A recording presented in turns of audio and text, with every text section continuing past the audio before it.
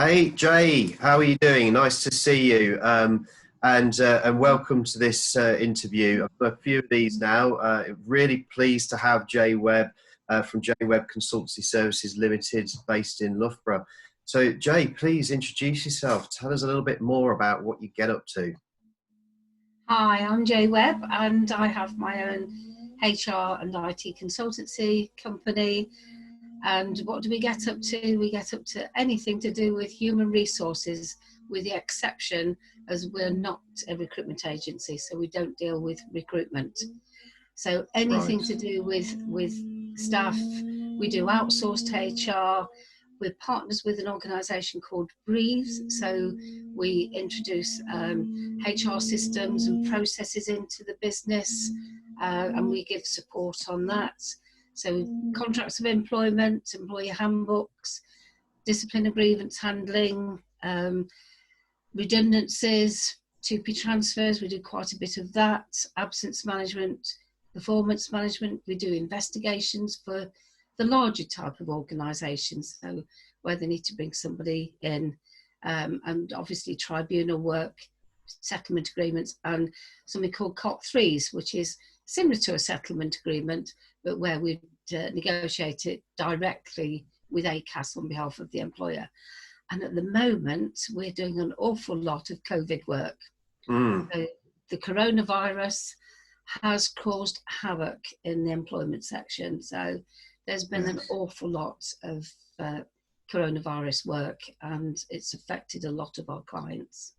Yeah, I can imagine. As a business coach, being connected to the business owners that are out there, they're constantly asking about the changes in to things like furlough, what they can do, grants, employment law, of course, is changing, and all the legislation's changing. So how are you balancing that to support the businesses out there as best you can, Jay? Well, I'm making sure that I get all of the updates that the government puts out, which is an awful lot every day. I'm getting updates every day from solicitors, from CIPD, from the various personnel forums. So I'm getting those, which is basically read them through to see if there's anything that might affect my clients. Where I see that there isn't an impact, then I read it properly and then look to see where we've got issues that are arising that might affect my clients. I'm then trying to disseminate that through social media. I'm putting stuff on LinkedIn, on Facebook, on Twitter. I'm sending things out to all my network groups and to my clients, and giving them an indication where it might impact on them. So awful lot of COVID stuff. Yeah. So that you are the signpost for the clients that you're working with. I imagine that you're a huge support to them. I mean, actually, a lot of the businesses that I'm talking to, they're actually having to be proactive themselves and asking the questions. Of course, they don't always know what questions to ask, let alone the answers that they're seeking. Whereas it seems like your relationship with your clients, it's like, look, I'm going to feed you the information that I know you need to know. I imagine the feedback from them is incredibly positive around that, Jay. It is. I've had some really long conversations with clients, and we've been supporting them more than ever on this. Sometimes they just need somebody to talk to. We've had to close the business down. Everything's gone. We're having to talk to shareholders, etc.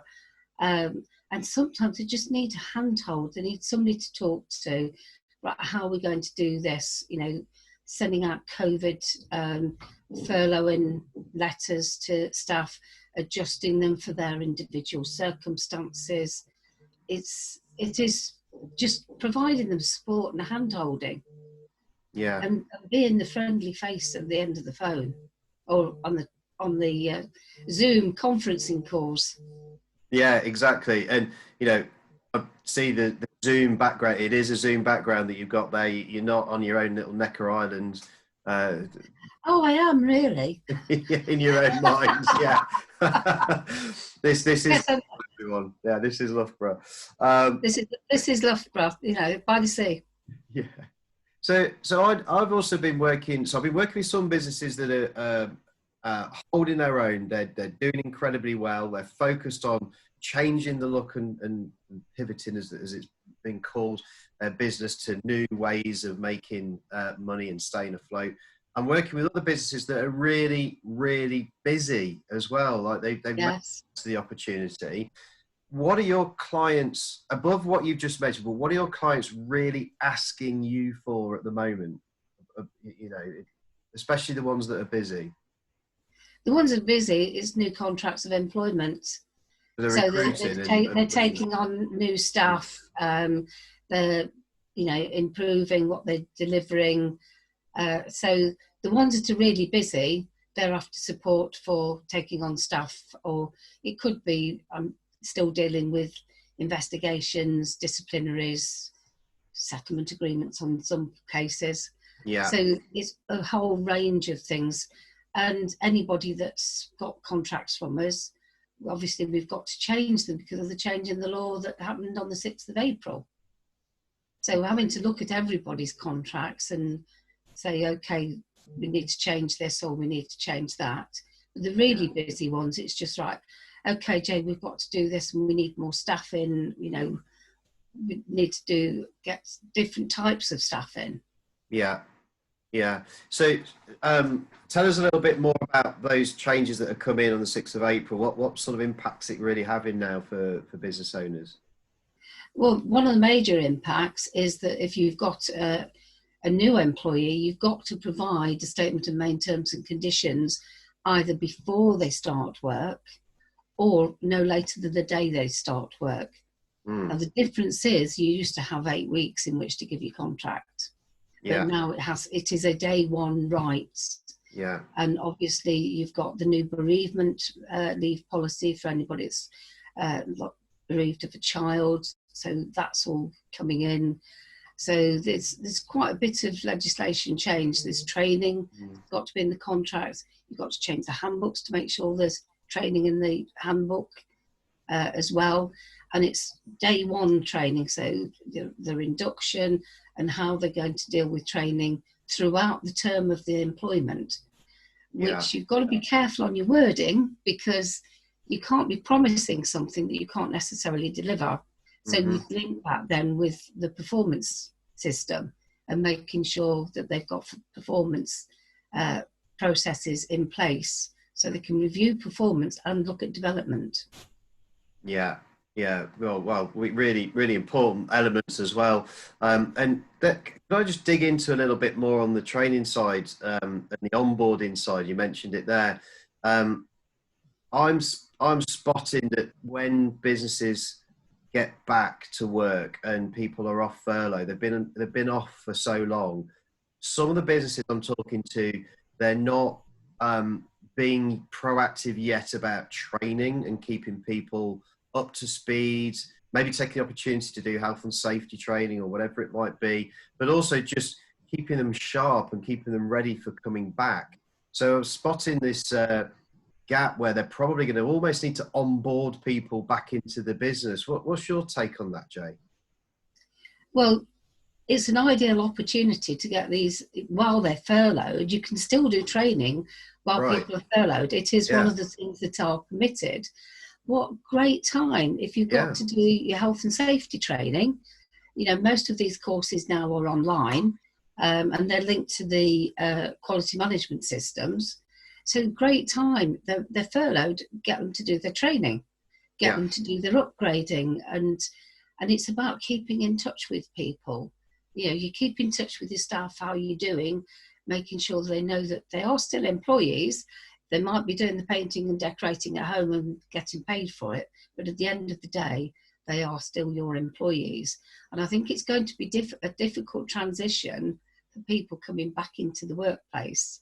Yeah. So by staying in touch and getting them doing training and improving themselves through training and development, it's an ideal time. Usually, very often, they're in the middle of the business and they haven't got time. Oh, I can't do that because I'm not busy. No, I can't sign up for that contract. I've got this meeting. ideal time. Do your training now. You're paying them 80%. Okay, the government's picking up the bill, or you may be paying 100%. It's an ideal time, but it also keeps you in touch with your staff and make sure that they're not lost. Yeah. And of course they can do the training. And my understanding is, correct me if I'm wrong here, but my understanding is so long as it's they get paid the national minimum wage at that 80%. Yeah. And if they don't, they just got to fill the gap if there is a gap. Yes. Right. Yeah. So I still want to dig into that a bit more, because there's a lot of confusion out there for businesses at the moment around furlough in particular. So training's one. So I didn't even realise, I get that still now. I didn't even realise I can still train my team. And then it's sort of like, well, what am I to train them on? And then there's can I actually just have a conversation with them? Can I find out how they are? Can I involve them in a discussion meeting or something like that? And then on the other side, actually, it's the engagement of the staff members, maybe, so if they're a close team, maybe there's some managers in there as well, or accounts management, or a business development manager that's on furlough. And some of the feedback I've been getting from business owners is they're just not interested in having a conversation. We'll try and text each other or pick up the phone to each other, and they're just really disengaged. It's almost like they're treating it like holiday. So how do we make sure that we get this balance right between not breaking the rules on furlough and sticking to the line of that, but at the same time getting the very best out of our team so they're ready to come back? Right. Well, if it's actual work, you can't do it. Right. If it's training, you can do it. So the rules say that you can do training. If you're not sure, if you go onto the government website, they've literally sent out another guidelines, an updated guidelines today that came out today on what you can and what you cannot do. So they're getting more specific about it now. They're getting more specific. Good. And let's face it, I wouldn't like to be in the government at the moment, because it's all, they're having to make it up as they go along. It's not something we've ever done before. Right. Trying to keep the economy going, and I think they've done, don't get me wrong, I'm no out and out Tory or anything like that, or political person, but we are paying people where other countries aren't. And so it means that they can put food on the table. We are keeping the economy going, which at the end of the day, maybe that people can still buy goods and things like that, which will then stimulate the economy again. Yeah. So it's about trying to keep everything going until we can get back to some form of normality. Normality is not going to happen anytime soon. I've got clients that have been in touch today and said, okay, we've got to get back to work. We've now got clients that want us to go in, but we've got to then deal with, well, what about the social distancing, and what about this, and what about that? The HSE website has got a really good risk assessment process in place. They've got some really good advice on how to keep people safe, how to do risk assessments specifically for coronavirus. Oh, that's great. I didn't know that. That's really good to share then. Brilliant. Yeah, it is a question of just going on and checking what's out there so that you can advise your clients. I mean, it's a long while since I did risk assessment training and health and safety, but I know where to find the information. I might not know everything and things might have moved on, but, in the absence of testing, and I've advised that as soon as the testing kits are out, that they get them and they use them on a regular basis to make sure that the staff are safe. They practice the social distancing. They provide the staff with PPE, and so long as they've followed the risk assessments, etc. Hopefully, there's no guarantees with anything.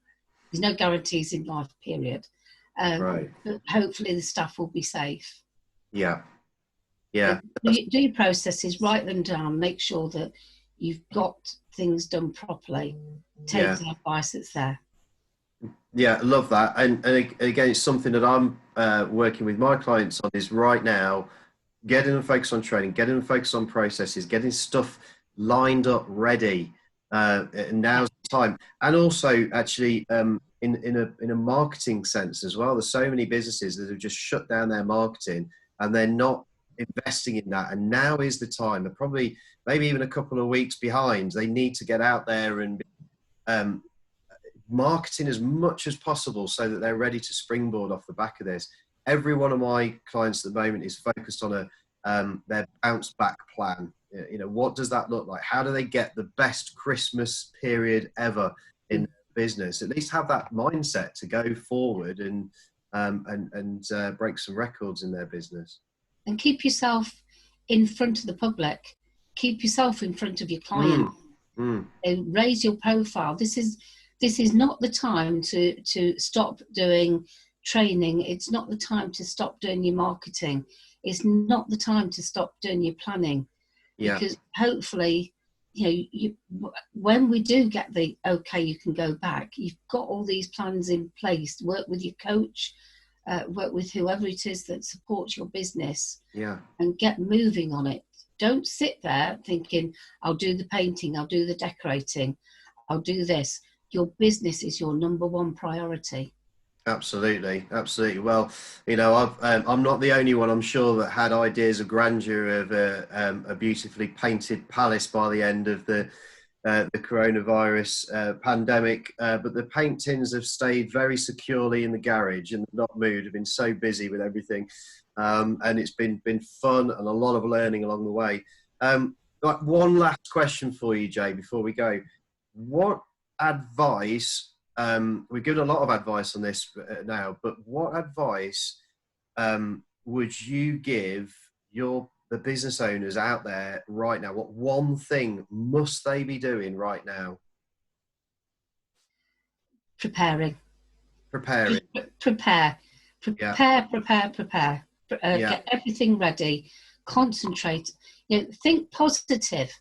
If you think positive and you plan for positive outcomes, then the chances are that that's what you'll get. If you doom and gloom, it's like when you see doom and gloom when, 2008, a lot of that was caused by doom and gloom on the television. Things are going to go down.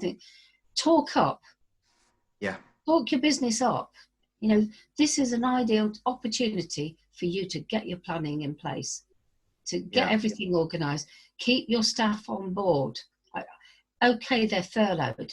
Doesn't mean to say you can't pick up the phone and say, how are you doing? You know, are you okay? Are you staying safe? Because people remember that. Your staff will remember that you cared about them. They will remember that you bothered to pick up the phone to say, are you okay? You know, is there anything I can do for you? Yeah. So get everything prepared.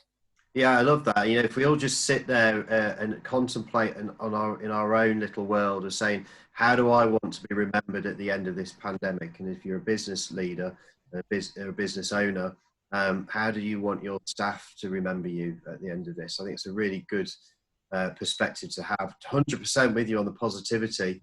You know, what's the alternative if you're not positive about the outlook? You know, it's just that you're going to be looking at negativity all the time. Well, now you're going to get disappointed twice if it does go wrong, rather than so stay positive, stay healthy. Really good messages. Jay, thank you so much for spending some time to talk to me. And the information you've given is really going to help business owners. I know it. And if anybody wants to get in touch, it's Jay Webb Consultancy Services Limited and IT Services, and you're based in Loughborough. We can find you on the web as well. Yep. And just wish you a fantastic rest of the week, Jay, and stay positive yourself, stay healthy, and I'll see you on the other side of this pandemic. Great. Thanks a lot, Len. You take care. Thank you. Okay, bye. Bye-bye.